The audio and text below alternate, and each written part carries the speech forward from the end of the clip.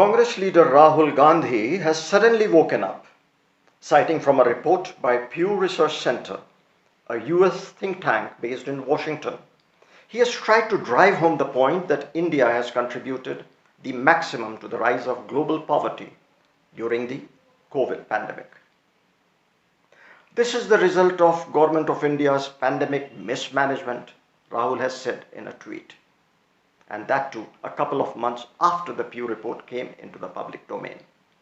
Rahul especially has targeted Narendra Modi by stating that rebuilding the country will begin when PM would acknowledge his mistakes and seek help from the experts and stop living in the denial mode.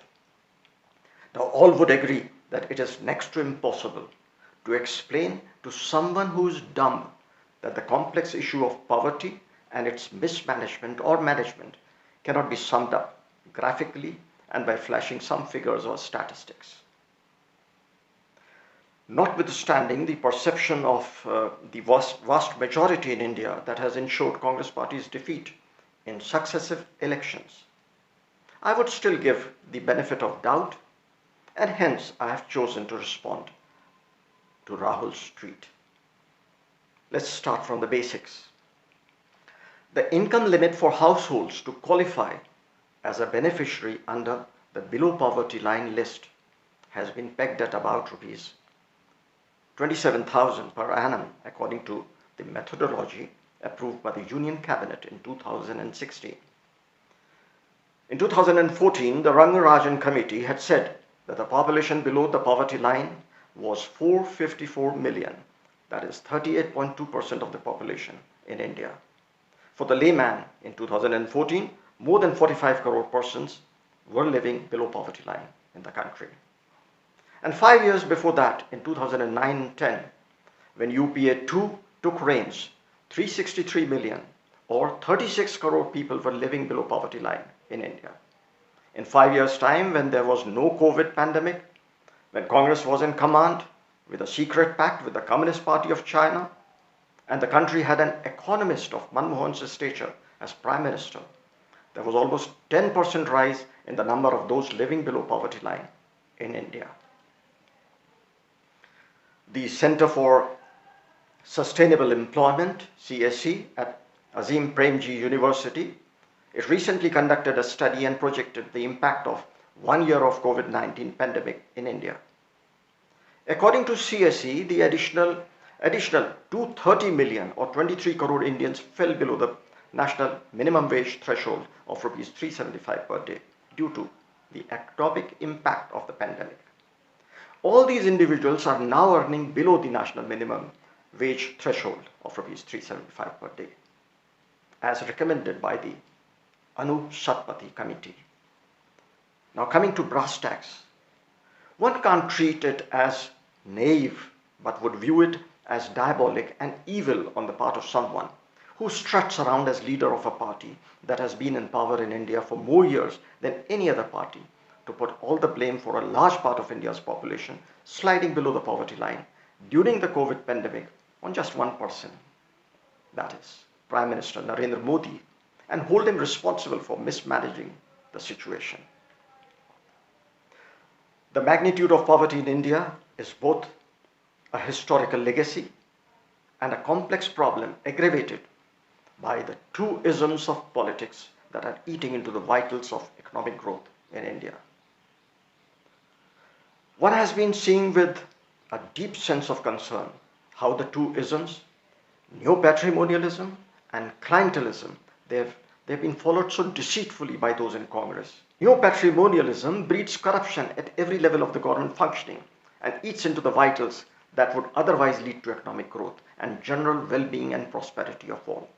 The Hugo Chavez model of politics was followed to a great extent by the Manmohan Singh-led UPA government at the center, both during UPA 1 and UPA 2. This extended 10-year regime of the Congress was presided over by the party leader Sonia Gandhi, her son Rahul, and her band of loyalists. They went a step ahead and put themselves on the pedestal and all along pretended as if they were the only ones to shape the destiny of Indian people through newly created acts passed by the Indian Parliament to guarantee jobs, food, education, and right for settlement of illegal settlers on forest land. And while doing this, they also aped the cash transfer policy that was being followed in Brazil and Mexico without bothering even an iota about its pitfall and the impact it would leave on the middle class wage earners and the economic growth of the country. The Congress Party evolved a system that equated the party leadership and kept it limited to the Gandhis as a family of enlightened despots. The other functionaries of the party were like the Indian satraps or the European feudal lords of the Middle Ages, manning that brutally carved out mains and manors. The other political parties running provincial governments were similarly and perpetually finding ways and means to pay their supporters. The communists who ruled West Bengal for a long time, followed by Mamata and her Trinamool Congress, they have also mastered this form of politics. But in recent years, many other parties at the pan-India level have demonstrated that they also excel in this game of clientelism, where funds meant for welfare are allowed to get siphoned away and fill the pockets of party loyalists, whose numbers keep increasing with time, and the political parties draw maximum mileage from this expanding support base during elections. When Modi was busy cleaning this cesspool and was overhauling the farm subsidy and procurement racket that was only filling the pockets of the political satraps and their hangers-on, a scenario that was helping in building armies of foot soldiers for political parties, it is not the least surprising that the entire opposition that has flourished in the Congress ecosystem rose in revolt. The prolonged farmers' agitation is a case in point. Now, how does Rahul Gandhi forget India has a federal system and it is the responsibility of different state governments to create jobs and ensure people get at least the minimum wages?